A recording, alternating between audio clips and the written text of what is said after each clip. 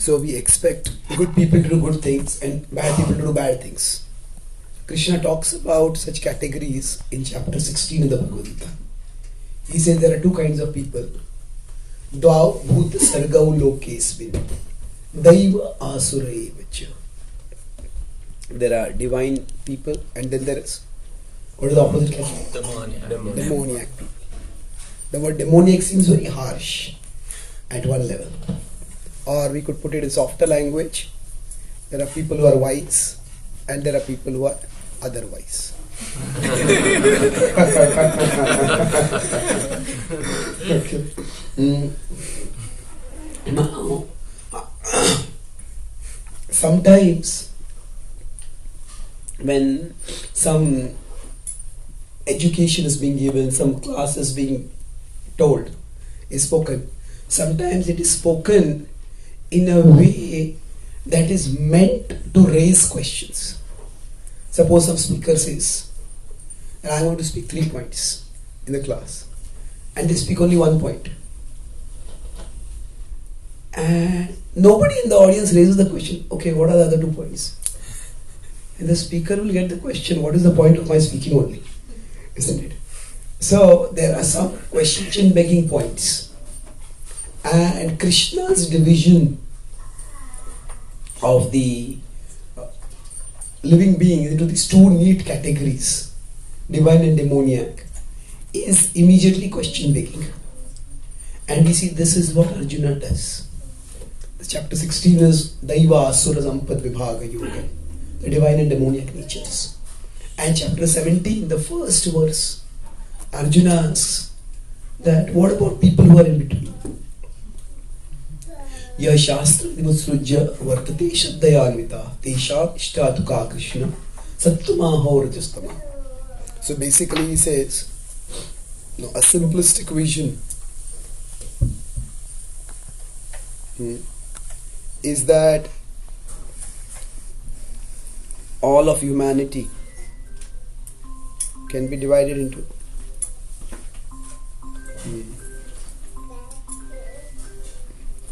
say the divine and the demoniac. But there could be a more refined vision where we understand there are some people who are divine and there are some people who are demoniac. But the vast majority is the muddle in the middle. The muddle in the middle. What that means is that these people sometimes behave in ways that seems good and sometimes they behave badly. So what about these people? And then Krishna appreciates the question. Krishna says, therefore, he says we need to look according to the modes. And based on 3 modes, we can look at people's actions. And then based on decide the nature. So, generally speaking, whenever in categorical, if somebody is operating based on strict categories and something comes in the middle of those categories, it doesn't fall here or fall there, that becomes confusing. So same thing happens when we think that we think of somebody as a good person and then they do something bad. They speak hurtfully, maybe they deceive us, they do something which sounds downright malicious. So why do they do such things? And so that is the question that we discuss. Now there are bad people who do bad things. So if we consider the Ramayan, who is a bad character over there? Ravan, yes. What is the bad thing that he does? Yes, he does many bad things, but the one that really leads to disastrous consequences for him is his abduction of Sita. Now, are there any good people who do bad things in the Ramayana? Kaikeyi. What does she do? Expelled Ram for like 14 Yes, she exiled Ram, and that even led to the exiled Ram for no fault of his. So, anyone else? Ram's dad. Really, how did he do a bad thing? He never questioned the intentions of Kaikeyi and just followed her. Okay. Well, yeah. I mean, it's a little harsh to call that a bad thing. It's more like he felt bound by the word that he had given to her. And you can question whether that much honoring one's word is important. But it's a little difficult to call it a bad thing if he was obligated to do that. That's true. See, there are three broad kinds of beings. There are the humans, there are the demons, and there's one more category of beings in the Ramayana. Vanaras. Is there anyone among the Vanaras who does a bad thing? Vali. Vali, what does he do? Steals his brother's wife. Sorry? Takes away his brother's wife. Yeah, Vali basically, he attacks Sugriv in many different ways. He tries to kill him, and then he can't kill him. He tries to get back at him by taking his wife for himself. It's a horrible thing to do. But Vali is also not an evil person. Now, related to that also, there's someone else also who does something bad. Same way. Okay, Indra is always doing bad things. Okay, yeah. But it's not specific to Ramayana. I think here itself. Sugriva. Yeah. How Sugriva? He takes away Vali's wife. Backstabs his brother. Well, he doesn't do that because Vali himself tells that his wife that's staying under the shelter of. So he makes a promise that he will help Ram and forgets. Yes, he forgets his promise to Ram. So it's not for a long time, but still it is forget. So there are examples of good people doing bad things. So now we may wonder why. So why might somebody do something like this? So in general, when somebody does something bad, what do you think are the causes? Greed. So who was motivated by greed? Among these, anyone particularly, or is it a general thing? Kaikeyi. Okay. Again, greed is a bit harsh. She was already living in the royal palace. Attachment. It was more like, it was attachment for her son's elevation. So let's put greed as internal factors. It could be, sometimes it could be lust, it could be jealousy. So there are internal impurities, or we can say there are impressions within us which can make us vulnerable. Now conversely, what else might make us do something bad? External influence. Yes. So we could say basically bad people. Or even if you don't want to call somebody a bad person, people who have a bad influence on us. So that's an external factor.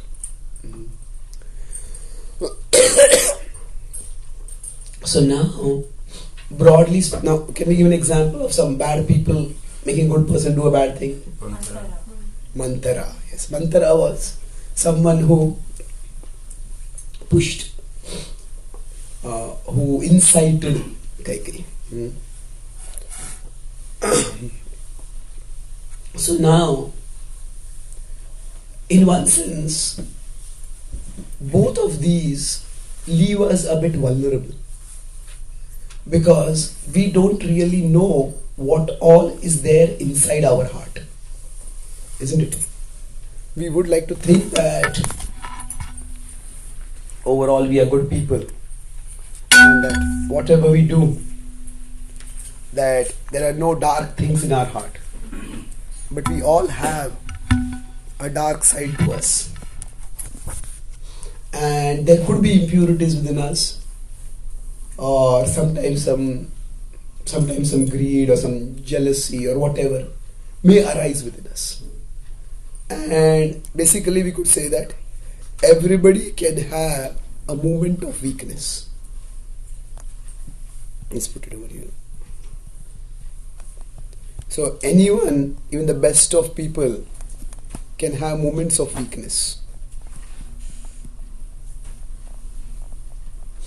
And these moments of weakness can arise because of internal or external factors. Or worse would be both together. That means, say, we are feeling discouraged, or maybe we are feeling hurt because somebody has disappointed us, and that's the point we meet somebody who is out to manipulate us, and that person starts feeding a particular story to us.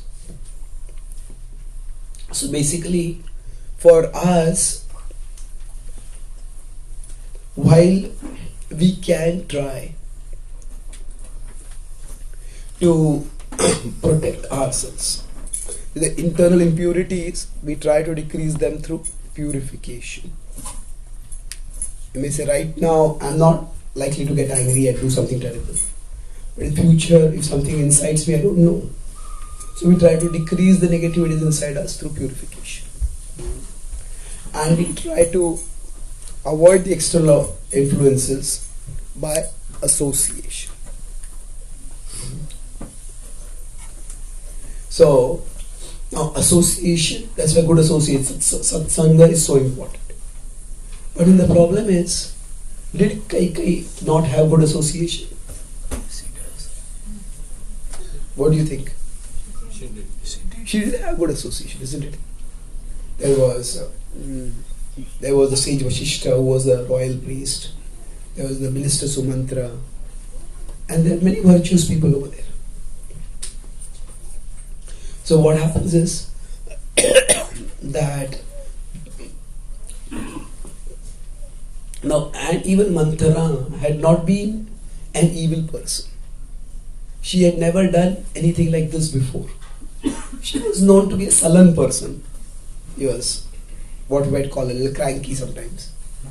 But what she did here was downright manipulative. And it was like a bolt from the blue. Kaikeyi would also not have expected it. So basically for us,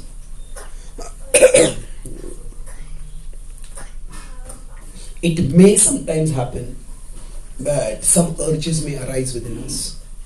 Now what applies to us also applies to others also.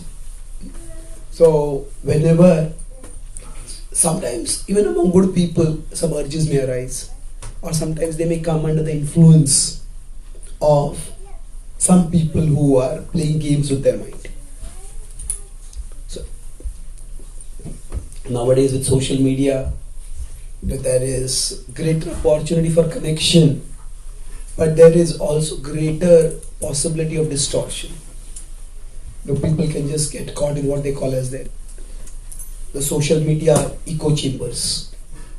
There is we just hear one point of view reinforced again and again and again and again. So generally speaking,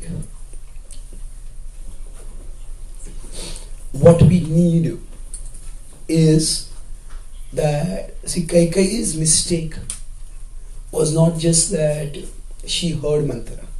That was unfortunate, but it was almost she was unprepared for that. And her concern that her son get the best, that's also a natural maternal concern. But what really went wrong was she did not give Dashrath even a chance to tell his side of the story. She did not even consult Vashishta. Even she said, okay, Dashrath, He's a part of the conspiracy. I don't want to hear. But she didn't even consult Vashishta. She did not consult anyone else. So basically, when we operate in this kind of very categorical view of reality, then what happens is that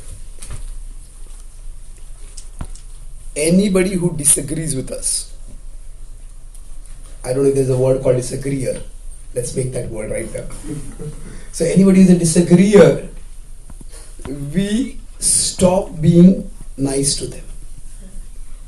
It's like we have had a conflict with someone and somebody comes along and tries to speak something which seems to be supporting the other person. And instead of hearing what they are saying, on whose side are you? And the first question we start asking. And then this is where the problem comes. So basically, NICE is, I'll be using this as an acronym to explain how we dismiss those who disagree with us. And Krishna talks about this in the Bhagavad Gita as knowledge in the mode of ignorance. Knowledge in the mode of ignorance means yattu kritsnavadi kasmin karye saktamahetukam atatvarthav dalpam cha tattamasamudaratam. Normally, knowledge and ignorance are opposite. Mathematical language is there inversely proportional. Knowledge increases, ignorance decreases. Ignorance increases, knowledge decreases. But knowledge in the mode of ignorance is a peculiar thing where our knowledge increases, and the more our knowledge increases, the more our ignorance also increases. You may say, how is that possible? It's because our knowledge is unidimensional. It's like basically we take one thing and we equate it with everything. Kritsnavat ekasmin. So that's how people become biased. If this person is from this community, this country, this religion, this ethnicity, all these people are like that. Well, reality is not that simple. So we just take one attribute of a person and we reduce that whole person based on that attribute. This is where sometimes leftist ideology reduces people to their group identity. Now it's not only left, right can also do that. But the idea is we reduce people. Okay, if you are from this group, you are going to be like this. So here what we do, if anybody you disagree with me, then you are wrong. Now how do we achieve this? This is where there are four things. If somebody disagrees with us, say, you are naive. This is too complex, you don't understand it. So basically, you are not intelligent enough. I am more intelligent. The other is, you are ignorant.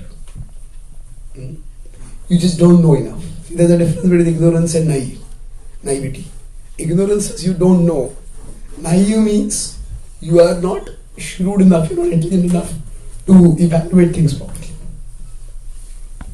C is you are compromised. You know, that person must have done something good for you, that's why you're taking their side. So basically, here we start casting aspersions on the other person's motivations. And the last is downright, you are evil. And this is how polarization starts happening. So, polarization means just, this is right, this is wrong. Anybody with this opinion is right, anybody with that opinion is wrong. This is how we end up dismissing people. Now, from the Bhagavad Gita's perspective, now we human beings have multiple layers. If we consider that the soul, then there's the subtle body, the mind, intelligence, the senses, and then there is the outer world. Soul, then the mind, intelligence, senses, and here we have the outer world. So basically, what we are saying here is that when you say you don't know, that means you are ignorant. That you have not studied this issue enough. You don't know enough about it. You don't know what you are talking about. So naive, if you consider subtle body, in the subtle body there are broadly two categories. There is the intelligence and there is the mind. So basically this information has not come in your senses. You just don't know about it. But when somebody is naive, basically what you're saying is your mind is too fickle. You're not mature enough to judge things. And there is a possibility of that also. But possibility does not make it an inevitability. Now, when you say somebody is compromised, that means what we are saying is you know what is the truth, but because you have some vested interests, so you are still taking this wrong side because you are compromised. You know, like sometimes it happens in a court that say if a judge is judging a case and say if we find out that the judge is related with the person who's been accused, then we will say the judge is compromised over it, at least conflicted, so the judge has to recuse themselves. So we are saying you're compromised. Now the worst is where we say you're ill motivated. That is where you're evil. So basically, for all of us, the people around us are what can protect us from making bad decisions, from doing bad things. So we all can have moments of weakness. We all can succumb to people with agendas at times. But if we have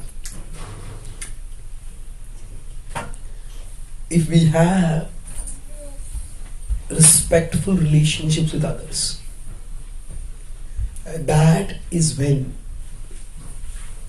we can actually protect ourselves.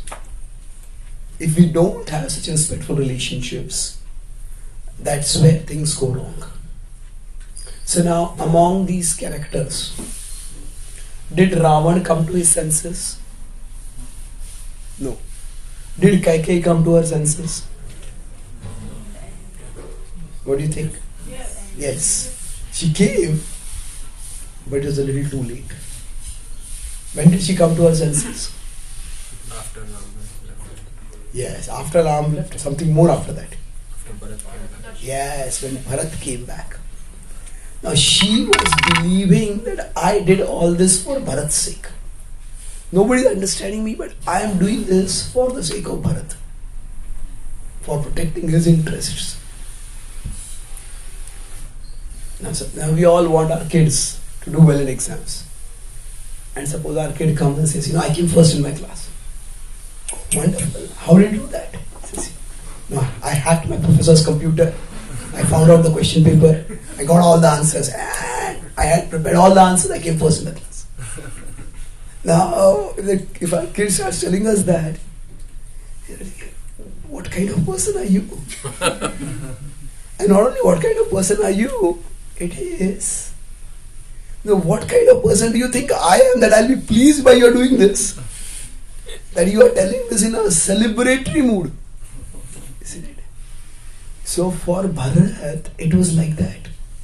When Kaikeyi told him, he was shocked. When he heard that his father was dead and Ram was exiled, his shock became double, like shock squared. When he heard that his mother was behind all this, and his shock became raised to the power of 3, shock cubed. And he saw that his mother expected him to be pleased by all this. See, I've done all this for you. And that's when Bharat just snapped. He said, you cannot be my mother. You must be the goddess of destruction, Mahakali, incarnated into a family for destroying our entire dynasty. Do you understand what have you done? So when he spoke so strongly, that was the time her illusion was shattered. So basically the same thing happens to Sugriv. Who shatters his illusion? Yes. Actually Tara and Hanuman, both of them won. But Lakshman, when he comes and he chastises, that's when he's shaken out. But after that, he never repeats the mistake. So basically what happens over here is, the point I'm making is that there will be times when we all may succumb to our lower urges. For whatever reason. Or we may succumb to bad influences externally. So what we need to do is that time, that may happen once.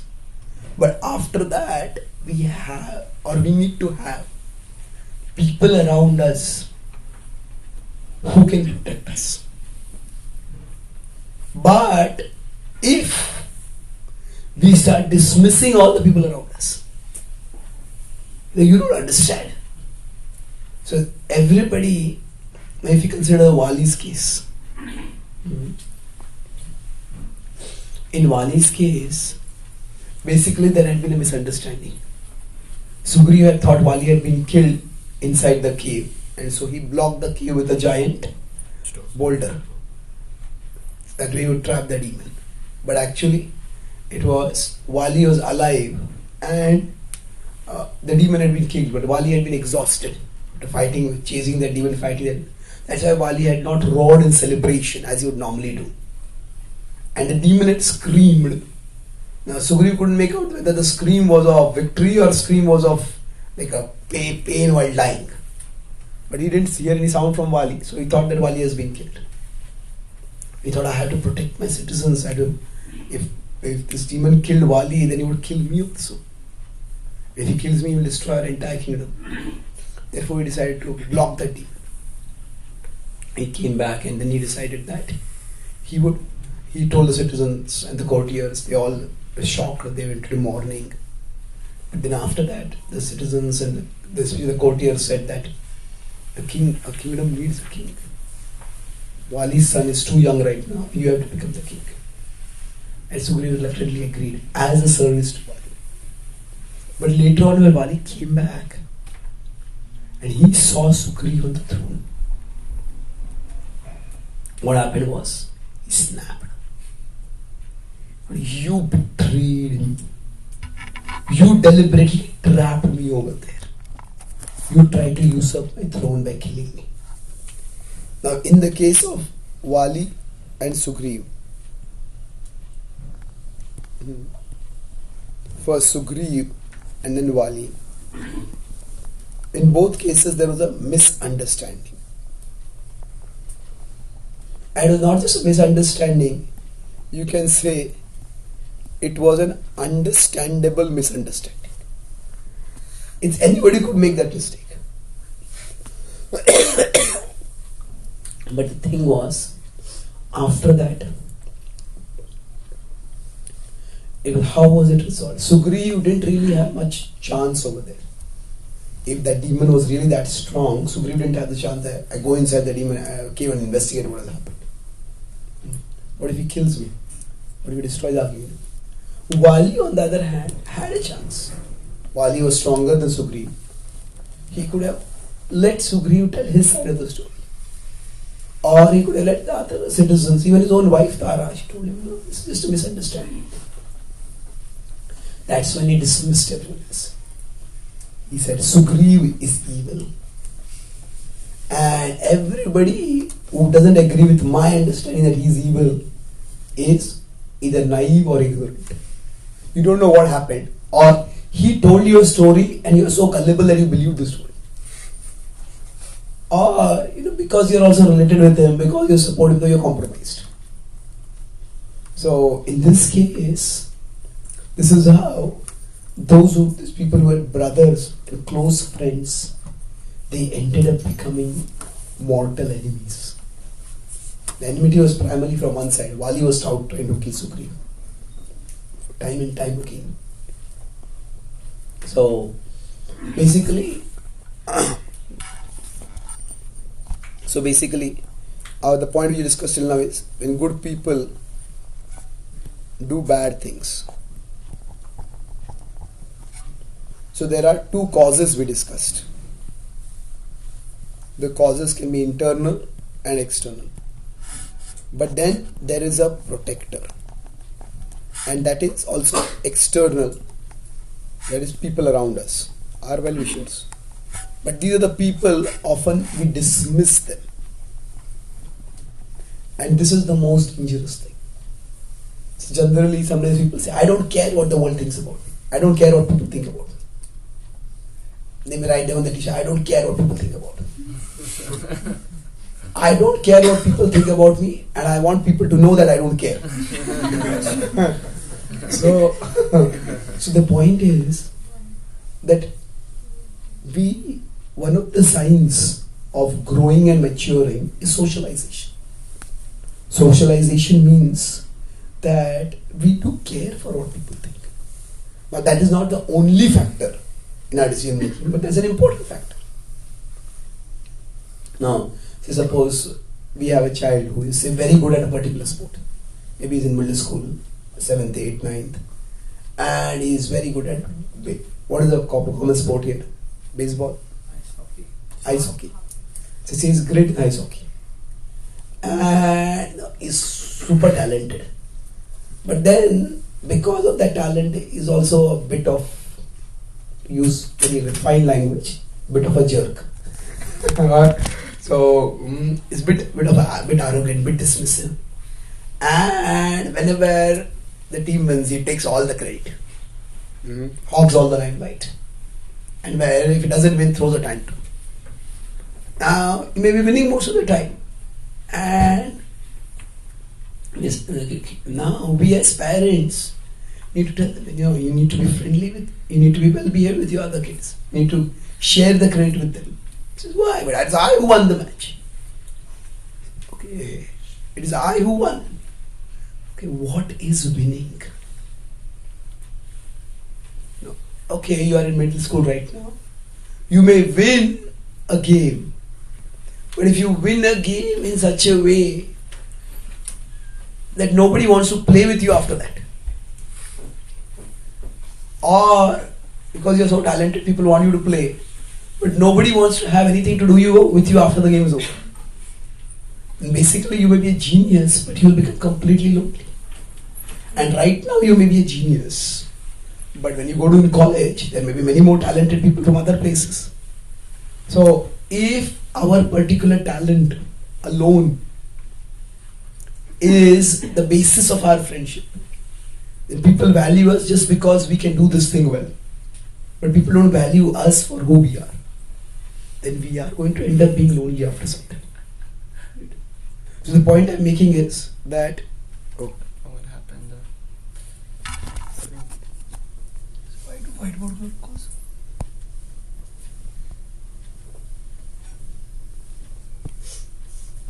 let's come back. Let's get back. Okay.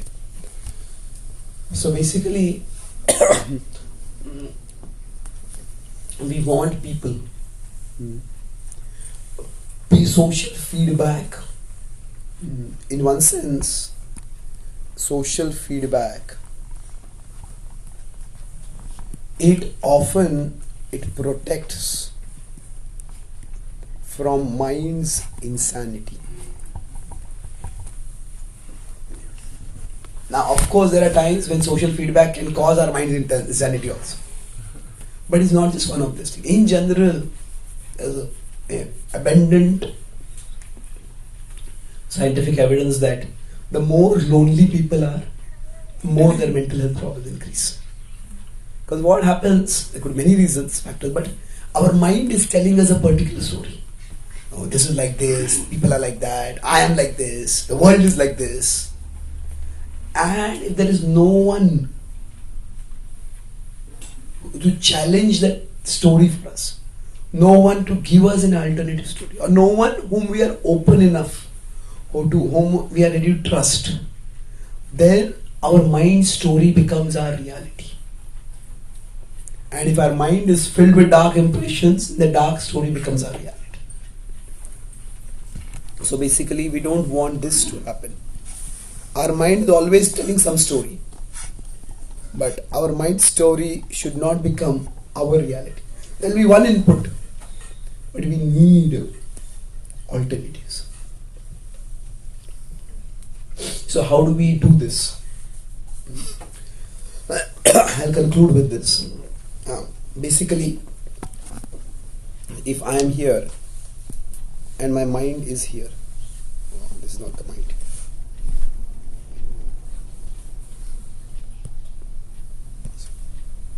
So if my mind is like a mirror through which I am looking at the world and everyone in the world. So, for example, if I meet someone and that person is very nice to me, immediately my mind says, what does this person want from me? Why are they being so nice to me? Now, it's possible that they are being sweet talkers and they want something from us. But it's also possible that they're just nice, they're this nice person, isn't it? So, normally, we look at the whole world through the screen of our mind. Okay. The technology is telling me to finish the class now. Is the Wi-Fi bad over here? Yes, it is.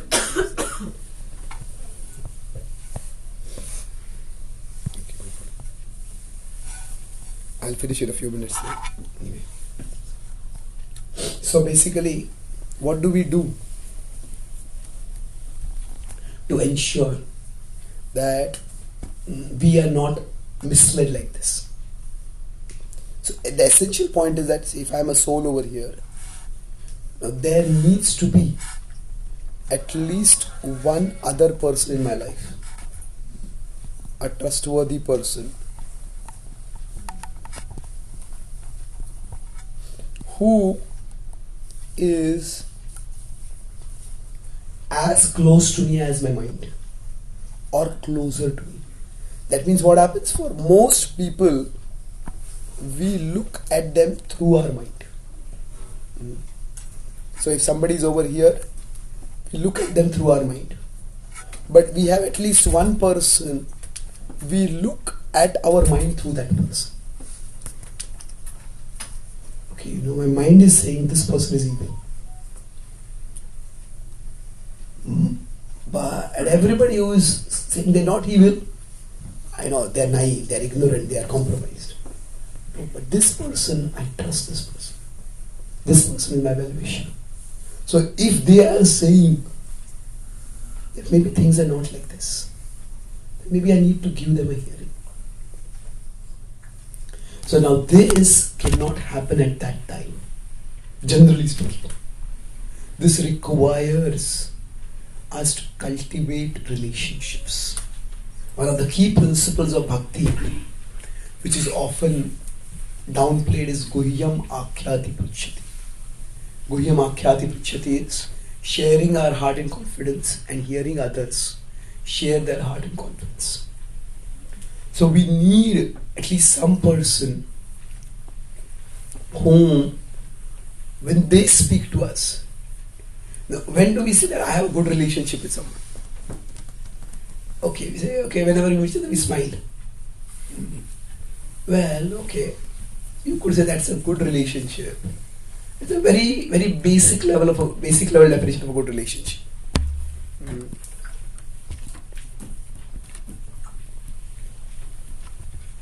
Good relationship means we just smile at each other. But no, it's like we like to spend time with each other. That's also indication of a good relationship. But really, a good relationship is where,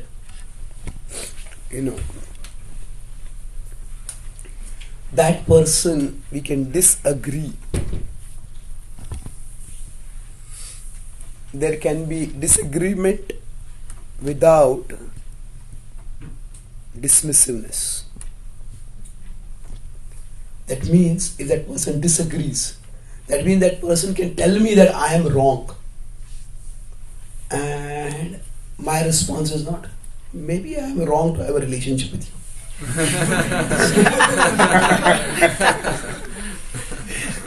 So,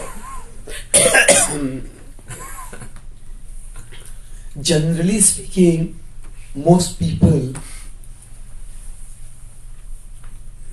don't really want to get into anyone else's bad books. There's some people who just like to, but let's put them aside.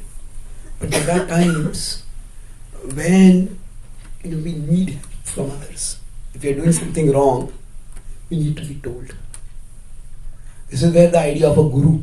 A guru is not just one Diksha Guru. There are Shiksha Gurus. The idea is that the guru is like a surud. The guru is our well-wisher, but it is also when there are great saints. Srila Prabhupada would say, "You are ever well-wisher." That's how he would sign all his letters. Now he also had such a level of purity that even when Prabhupada would use strong words like fools and rascals, because of his purity of intention, because of his selflessness and compassion, people would not take offense. Okay, why is he saying like this? Let me try to understand. Did everybody do like that? Maybe not, but many did. So now, we can't wait till such a saintly person comes in our life. But the point is that over time, everybody makes mistakes, but over time, if you find that this person is my well-wisher. So for Kaikeyi, it was Bharat. No, she thought she was her well-wisher, but she did not think Bharat was anyway compromised. So when Bharat spoke, that's when her illusion got burst. So for each one of us, it's important to develop healthy relationships.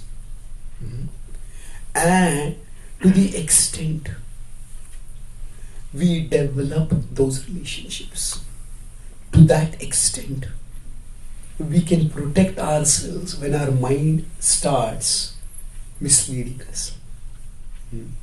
So I'll conclude with how we can get to this level where we can develop a healthy relationship, a relationship healthy enough by which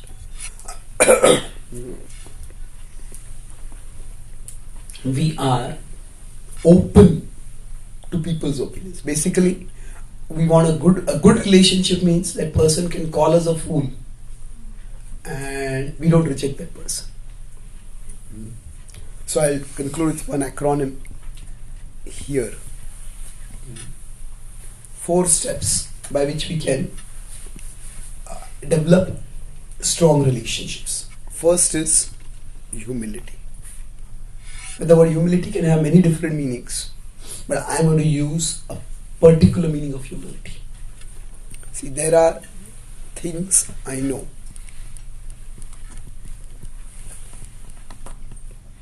There's what I know, and there is what I don't know. So humility means just being open to the possibility that what I don't know may be more important than what I know. So there is a particular conflict, there is a particular situation, I have acted in a particular way, I have taken a particular stand, and that's based on what I know. Maybe what I know is correct, but there is what I don't, the things that I don't know also. So it is basically, in one sense, humility is the starting point for any relationship. Now we can say we have physical needs, we have emotional needs, that is why we seek relationship. That's true. But beyond that,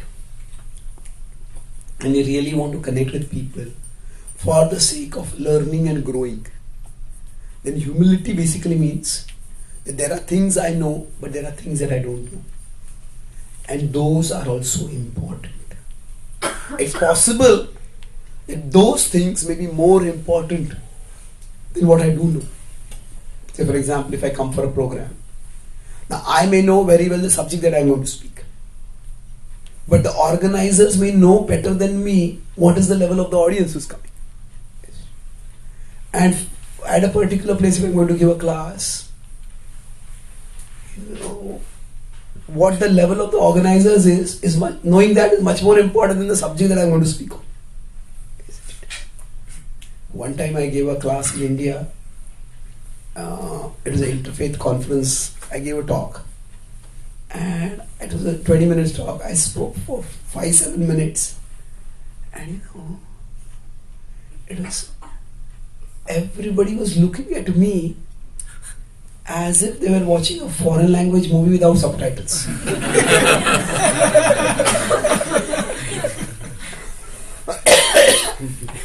Then I just looked at the organizer, and the organizer had been signaling something to me. So a Christian group had organized this interfaith meeting. So I had gone there to speak in English, and then the person said, nobody understands English over here. Or they understand English very little. And then I spoke in Hindi. And after that they introduced me, to all the other participants. All the participants looked typically Indian. They were. But they're all converted Indians who were Christian priests. I thought because they had shown me the names of the participants, there's Father Joseph and Father John and his Father Joseph and Father John and Father Peter, all typical Indians, South Indians or Maharashtrians. So anyway, but the point I was making is that what I don't know is many times much more important than what I know. So that humility doesn't mean we have to let people walk over us. Humility doesn't mean that we let people treat us like a doormat. It just means that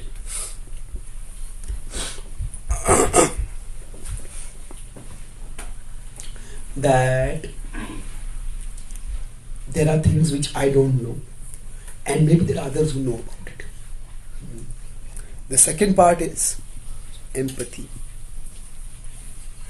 Now I am again using empathy Krishna talks about humility in 13.8. He talks about empathy in 6.32. I'm not going to go into the verses because I don't want to make this class too long right now. But I'm going to use empathy in a particular sense. See, empathy generally means we should be able to feel what other person is feeling. But I'm going to use it in the opposite sense. Sometimes when we are going through something, we feel, somebody says, I understand what you're going through. No, you can't understand. You have not lived my life. You have not felt my pain. You can't understand what I'm going through. Well, there is some truth to that. But why our individual experiences are unique, but there is a common denominator to our human journey.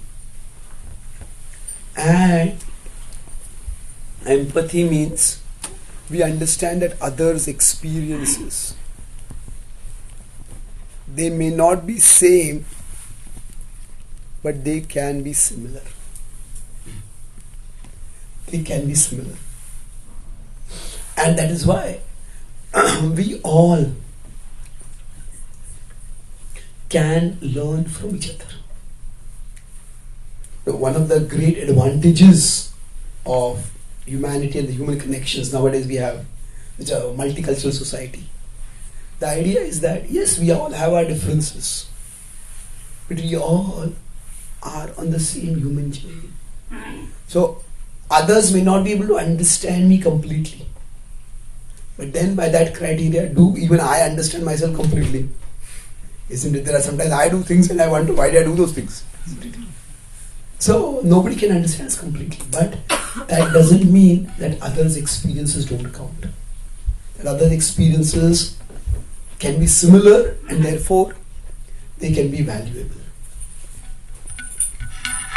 So when we have this empathy, then we don't go into the zone of dismissing others. Sorry.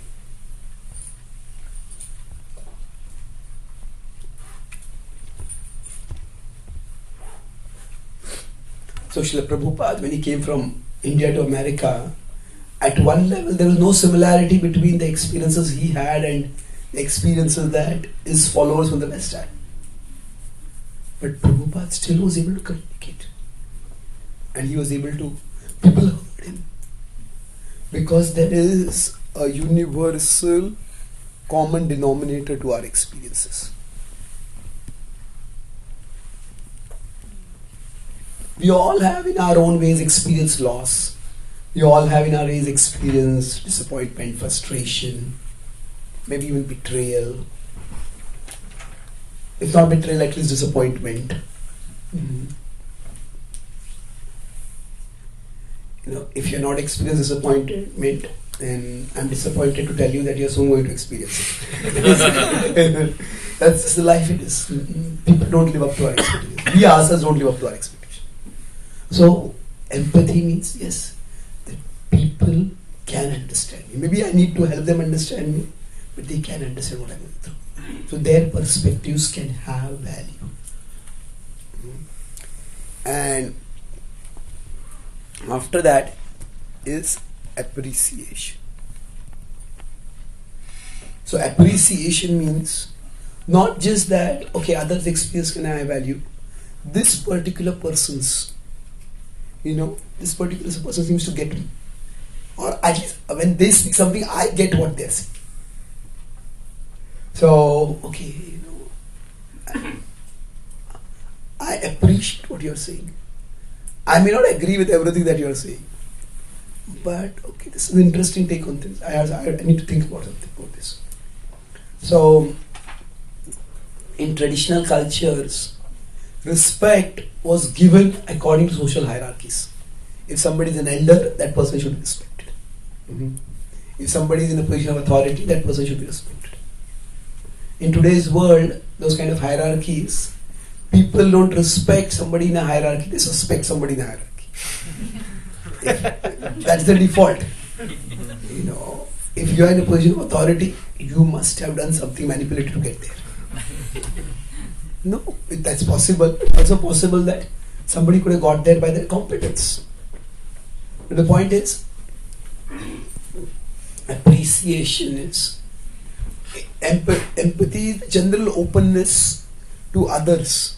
Appreciation is a more specific openness to specific people.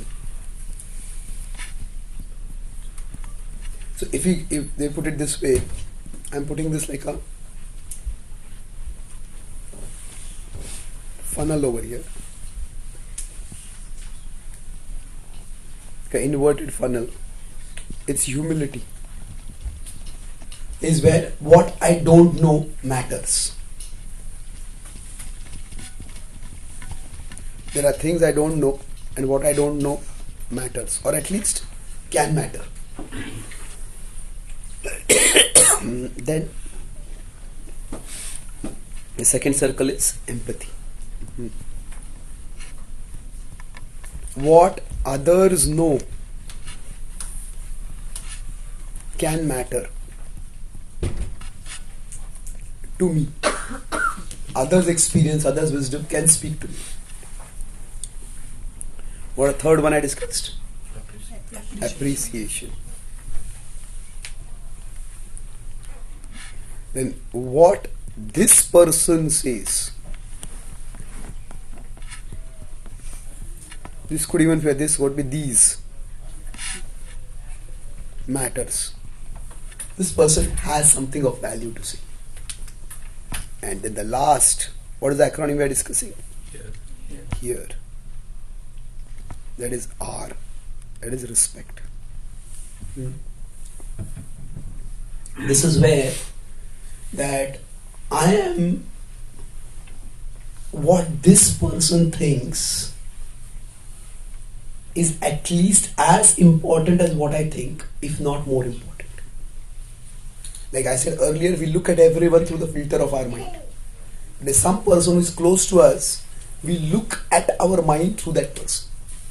So respect is not just when you see someone we offer obeisances to that person, or we speak some polite honorific words. So what this person thinks, it is equal to or greater than what I think. This is where we are ready to let the other person question our opinion. Now, if we can even have one person like this in our life, we are fortunate. We will be protected from many of the dangers that our mind subjects us to and the world subjects us to. So, the purpose of spiritual life, and especially for cultivating spiritual relationships, is to come to this level. We say we hear, as we come to satsang and hear, that's important, no doubt. But we also, through hearing, develop connections with particular devotees, and then we can connect with them for guidance. I'll talk one last point about this respect. This level, there are basically three characteristics of this. A person who will earn our respect. By respect, I'm using a specific sense that I can let that person's opinion be a basis by which I question or change my opinion also, challenge or change my opinion also. So first is, in the Bhakti Samhita, they talk about like-minded association. So we can use that and say like-minded guides. We need guides who are like-minded. What does like-minded means? We understand their mind. That means that when they speak, what they see makes sense. Sometimes some people, they give a class, and after the class, before the class we had some questions, and after the class we have more questions than before, instead of having more answers. And not more questions in the sense that our curiosity has increased, more questions in the sense that our confusion has increased. So we just don't get what they're saying. So for example, if we ask a logical question and somebody just gives a scriptural answer, well, okay, I know that scripture says that, but how do I make sense of it? So we understand their mind. The way they speak things make sense to us. Then the second is, they understand our mind. That means if we ask some question, they don't immediately label us. No, you are a fool. If somebody asks a very analytical question, in my early days in spirituality, early about 4 or 5 years, I used to have a lot of questions. I had a very analytical mind. So this one devotee asked him one question, second question, and he was giving an answer and was not satisfied by that answer. So I was probing further, and I was so caught in my head that I didn't even notice that this person was getting a little annoyed with me. So finally he said, Chaitanya Charan, I think you have forgotten that we are in the Bhakti mark, not the Jnana mark. And we are in the path of devotion, not the path of intellectual analysis. Now when he spoke that, whatever his intention, I decided one thing is, I'm never going to be on the path to ask you any questions. So, is that we all have a particular kind of mind, and it works in a particular way. So some people are more emotional. Now when they are being emotional, somebody says, you are just being sentimental. That's not very helpful. It may be like that, but that's the way their mind functions. Somebody might be more rational. So they understand our mind. They don't label us immediately. And the last part is probably the most important. They help us understand our mind. That means, see, you are thinking like this. I understand you are thinking like this. But till this point you are right. But maybe this point I have thought of this particular factor. So they don't ask us to reject our thinking, but they help us to build on our thinking to correct our thinking. And this is a key point. A real guru doesn't teach us to distrust ourselves. Spiritual life is not about distrusting our own judgment. It is about building, elevating, refining our own judgment. Yeah, what you're thinking, where you are coming from is right. To this point you are right. This is where you may be going wrong. You may want to examine this. So ultimately, the purpose of any guide is to connect us with the guide inside us. Krishna is the ultimate guide is inside us. So our mind, our thoughts from inside us, sometimes they connect us with Krishna, sometimes they disconnect us from Krishna. So to the extent they are connecting us with Krishna, that is good. To the extent they are disconnecting us, they need to be corrected. So it takes time and effort, but if you can find, it may even take months or years to find a friend like this, or find a devotee like this. But if you find one person like this in our lives, then that's a great blessing. There is no blessing in bhakti that can be more valuable than this. Of course, we have the holy name, we have the deities, we have Srila Prabhupada's mercy. That's of course there, that's extremely important. But Prabhupada says that these sixfold exchanges, our Krishna consciousness moment is nourished by these sixfold exchanges. And the way we as good people can avoid doing bad things is by learning to hear. And often when good people do bad things, that's because they stop hearing. They have got caught in their own mental bubbles, and that's why their mind is leading them astray. Fortunately for us, Krishna is the Guru inside us, and He will guide us. If we are open enough, if we are eager enough, we take time. But if we look for friends, we will find them. Not everybody will come to that level. Even if we can come to the H.E.A. level, that's also helpful. To come to the respect level may be difficult with anyone. But even if we come to the appreciation level, then we can get inputs and we can refine our own conceptions and become better equipped to avoid being misled by internal or external forces.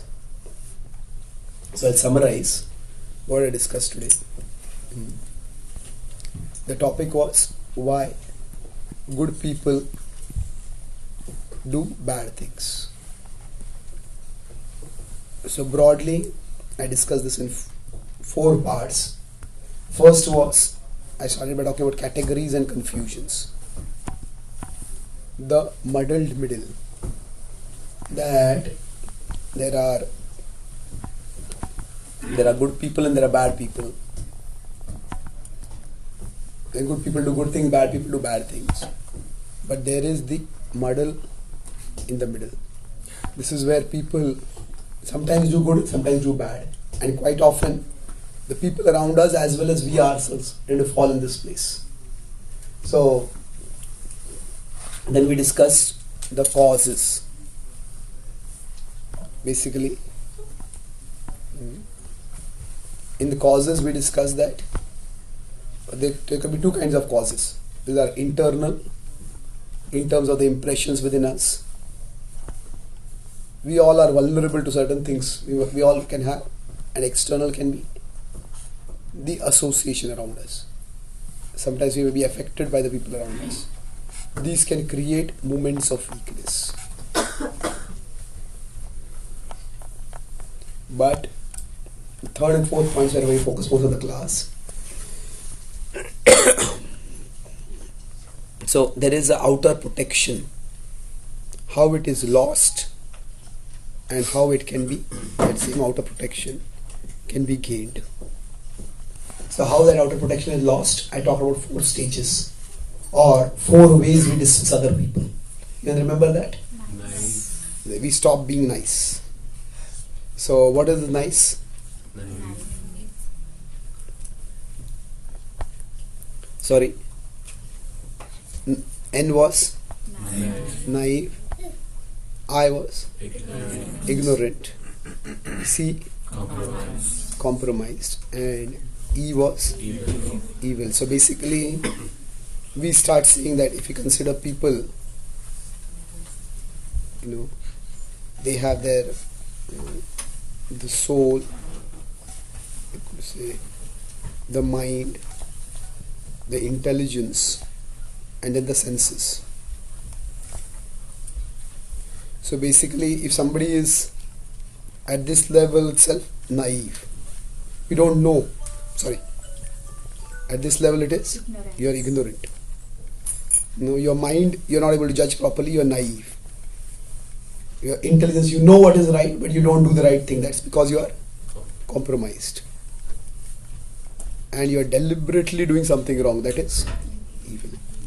So, this is how we dismiss people. Now, can people fall in this category? Of course. But do all people who disagree with us necessarily fall in that category? No. Quite unlikely. So, how do we regain that outer protection? Here. So we discuss this as like a funnel. So humility, what does the humility mean in this context? Yes, what I don't know matters. Then what are the next one? Empathy means what? What other people think matters, can matter. Then A was appreciation. That means what this person says matters to me. And last was respect means what this person says is at least as important, if not more important, than what I say or what I think. So if you can have a person at this level of respect, where we understand them, we understand their mind, they understand our mind, and they help us understand our mind, then we are extremely blessed. And this is the way we can protect ourselves during our moments of weakness and stay on the path to our ultimate well-being. Thank you very much. Hare Krishna.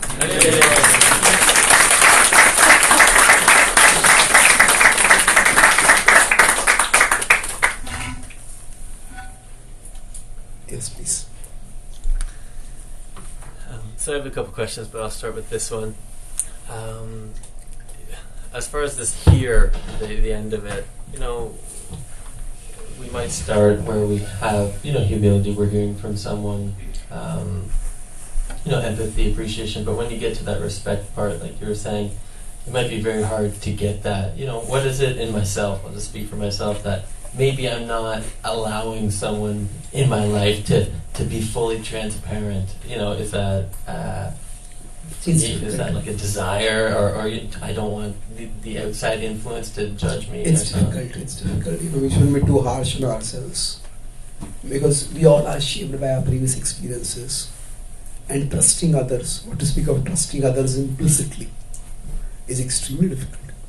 It's extremely dangerous also. The more we trust someone, the more we make ourselves vulnerable to be hurt by that person. So it's a natural defense mechanism within us. And that defense mechanism itself is not a bad thing. But it's like, say, if some thief has come in my house and somehow I managed to push the thief away, and then I've locked my door and I'm safe, and then the police come and they say, we are the police. How do I know you're the police? And we don't open the door because the police has come. Maybe there's somebody in our home who's wounded because of the thieves, and emergency aid has come, and we don't open the door. That's unhealthy. So our defensiveness, our protectiveness is understandable. But the problem comes when we take one value and elevate it to the supreme value. So defensiveness or protectiveness, that's understandable. But there are other things of value in our life also. In the COVID pandemic, the way things worked out, the protecting life is important. But we all realize that protecting the quality of life is also important. As a complete lockdown is not something which at least in retrospect, seems to be such a good thing to do for such so long at least. So I don't want to get into the politics of that. But the point is that there's only one value. So we shouldn't think of ourselves as a bad person if we find it difficult to trust someone. It's safety, security. That's an important value for us. But you need to know, I can't make this into the supreme value. Like wanting to be safe can be an extremely dangerous thing, isn't it? If that is the only thing we want. Wanting to be safe is good, but somebody says that I want to be safe, so I won't drive out in the car because the car, there might be an accident. Okay, if I'm sitting in this room, the roof can collapse. So in my house also I can be unsafe. So where do we stop? So we understand that ultimately we want some meaning and purpose in our life.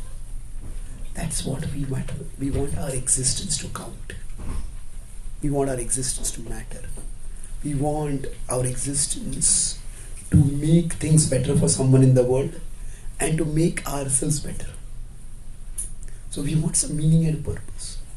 And when we have that, okay, I'm at a particular place right now, but there is more that I can do. Thank you very much, Mataji, for coming. Hare Krishna. So we need to recognize that there are other values that are important. So if we keep those values as important, finding meaning, finding a deeper purpose in our life, finding the resources by which we can pursue meaning and purpose, then we can become open to trusting others in a way that won't be naive.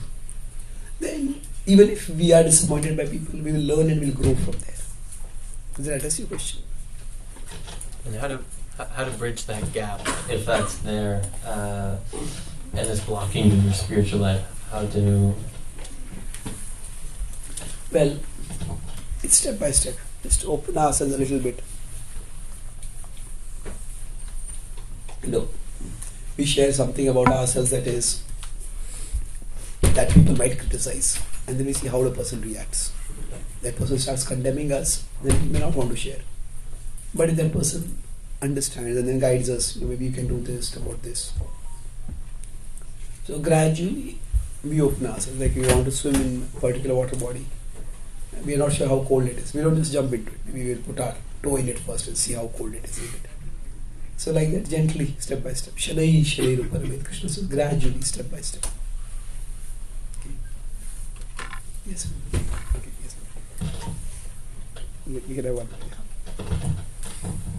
Hare Krishna Prabhu, thank you for a wonderful class. My question is, the solution you gave is humility, empathy, appreciation, respect. Right? In all of these, there is sense of seeking validation. I'm accountable for that respect, for seeking that what other person thinks, so I do such things. So I gain respect or appreciation. What this person says matters, so I do certain things. So when does it become unmotivated? When our intention becomes like unmotivated, not for being accountable to all of these.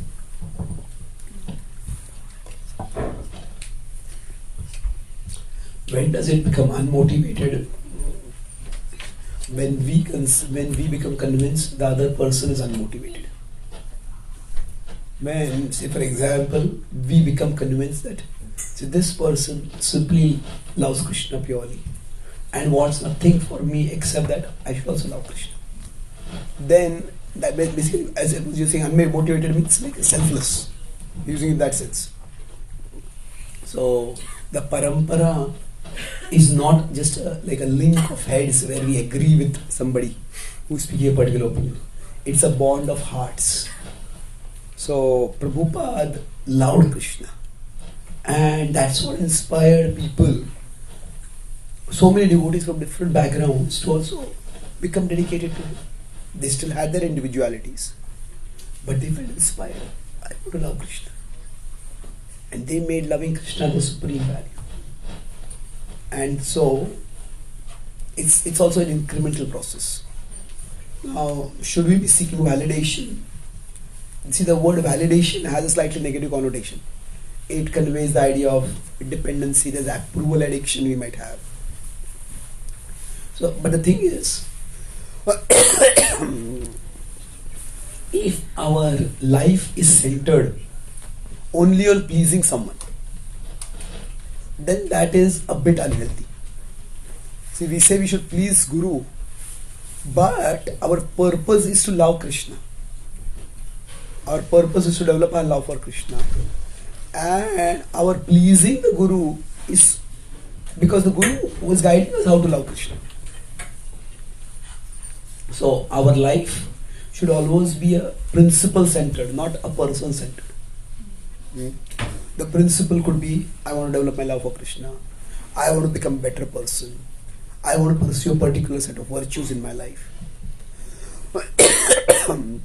And then, to the extent I seek the approval of those who are good at that, then I am also becoming good at that. Say, if somebody wants to learn ice hockey, then they make a particular move and they look at the coach. The coach says, oh, you move like this, or you move like this. Are they having approval addiction problems? No. They want to learn a particular thing, and they are not just trying to please that person. They are trying to learn that thing. And when that person approves, that means they are doing the right track. So basically, Bhakti is purpose centered. The purpose is to develop our love for Krishna. It is not Krishna, it is not person centered. Prabhupada said, what will please me the most is if you love Krishna. You distribute books, you worship the deity, so many things we may do, but ultimately it's when we love Krishna. So we need to keep that purpose at the center of our consciousness. And then when we seek approval from others, it is to know that we are progressing towards our purpose. And that's why in the Bhagavatam there are examples also of people rejecting authority figures. The Yajnik Brahman Patnis, they reject their husbands. Bali Maharaj, Shukracharya. There are authority structures, and normally within the authority structures, we try to please those who are authority figures. But if pleasing them is taking us away from our purpose, then we need to stop that. Okay. Thank you. Yes, ma'am. Yeah. Hare Krishna. I want to connect the fourth step to the first step. Should we hear all people, good, muddle in the middle, and bad, or should we only hear some people? Well, it depends on the context. Generally, for our learning and growth, we need to hear from people who are better than us. So any subject, if I want to learn math, if I want to learn geography, what is something I need to hear from people who know more than me. So if I want to grow in my spirituality or my character, then I need to hear from people who are better than me. So that's the primary source of hearing for our growth. But then, in our relationships with others, there are some people who might be bad people, who might be in the muddle in the middle. Now, we may need to hear them, not to obey them, but to understand where they are. Somebody has done something wrong, and we could just dismiss them. You are a terrible person. But if we hear them, then by hearing, maybe we can make out, does this person actually regret what they are doing, or are they simply trying to justify what they are doing, what they have done? Is this person trying to make amends? One bad action does not make a person to be a bad person. But how should I respond? If they have done something bad, how should I respond? So I need to hear them. So we hear good people to learn from them. Among the other categories of people, if we are already related with them, or we have to work with them in some way, then we also need to hear them to understand where they are at so that we can deal with them appropriately. But it's not that we have to hear every single worldview in the world. We don't have time for that. Everybody can propagate their own idea and their ideology in such a way that it can seem convincing. God has given human beings that capacity that whatever we want to believe, we will find reasons to justify that belief. Now we may say that God exists. Clouds are themselves a miracle that points to God's extraordinary engineering capacity. The clouds are like a mobile airborne water tank that is made of aircraft-proof technology. In the Twin Tower, designers couldn't make aircraft-proof technology. Nobody has made that till now. The clouds are like that, and they bring rains to all living beings. And that's true, it's a marvel. But somebody may ask, okay, if God made clouds to give rains, then why does it rain on the oceans? Well, it rains so that you can ask such questions and stay atheistic. The point is that whatever somebody wants to believe, they can come up with evidence for that. That's why we don't have the time to hear every single worldview. See, we don't do that in any field. If I want to take medicine, if I have flu, it's not that, okay, first, I have to study a book on allopathy, then I have to study a book on Ayurveda, then I have to study a book on naturopathy, homeopathy. And by that time, if I keep doing that, by that time my flu has become a terminal disease and I'll die before I take any medicine. We use our basic intelligence and we act. So we need to have that discernment. That answer your question? Yes, thank you very much. Any last question before? Yes, please. Hare Krishna. Prabhu, I was just thinking about the stages of devotee, Madhyama, Kanishta and Uttama. And scriptures say that we have to at least come to Madhyamadhikari. And I was just contemplating on the qualities of someone who wants to aspire to be Madhyama is to differentiate between who is favorable, who is not favorable, and details like that. So could you reflect on how the principles that we learned today can be used? So Kanishta is the introductory or preliminary beginning devotees. They get very caught in externals. That means if they come to a spiritual place, they'll only look at, if somebody does Aarti, oh, how nicely they move the hand. Aarti. It's so elegant. This person must be a great devotee. Or if somebody pronounces Sanskrit very nicely, oh, this person must be a great person. Now, are all these attributes important? They are important. But do they necessarily equate spiritual advancement? Not necessarily. In fact, the Bhagavatam says that Sutta Goswami himself was not very good at pronouncing some of the Vedic mantras, but he understood their essential purport. And that's why the sages wanted to hear from him. So basically, it's like at the Kanishta level, let's put it the other way around. At the Kanishta level, we just look at externals. The externals means we may look at certain abilities that a person has. Those abilities could be just material skills also. And we equate that with some ritual specialization. We equate it spiritual advancement. At the Madhyama level,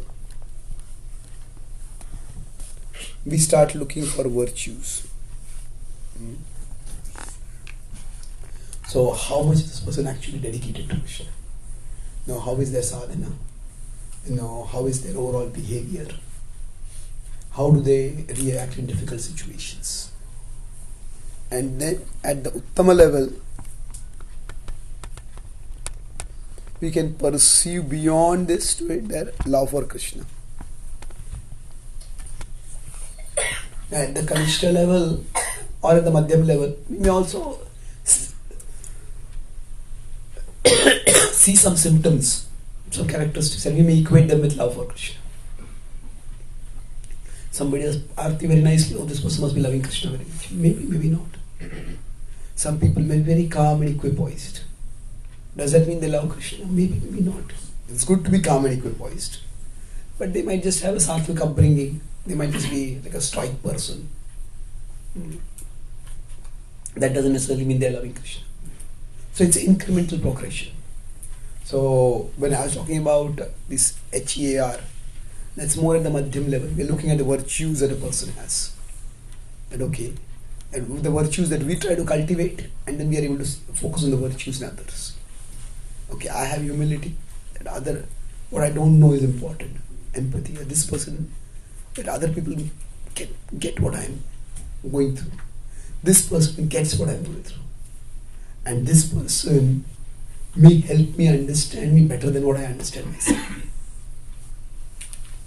Does that answer your question? Yes, sir.